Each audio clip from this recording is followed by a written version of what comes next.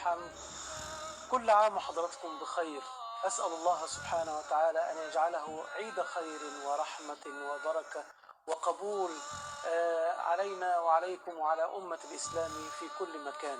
هذا العيد المبارك نحشد كل دعائنا لأحبابنا وإخواننا في فلسطين وفي غزة الجريحة. أسأل الله أن يلملم شملهم، يجمع شملهم، وأن يكفكف جراحهم، وأن يشفي مريضهم، يطعم جوعاهم، وأن يسقي عطشاهم، وأن يرحم شهداءهم ويتقبلهم في الصالحين يا رب العالمين.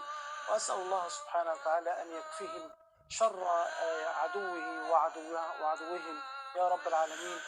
نسأل الله سبحانه وتعالى أن يتقبل منا ومنكم ما صمنا وما صلينا وما أحدثنا من طاعات، وأن يجعل هذا العيد المبارك عيد سؤدد ونصر وجمع لشمل المسلمين في مشارق الأرض ومغاربها. اللهم أمين يا رب العالمين. كل عام وحضراتكم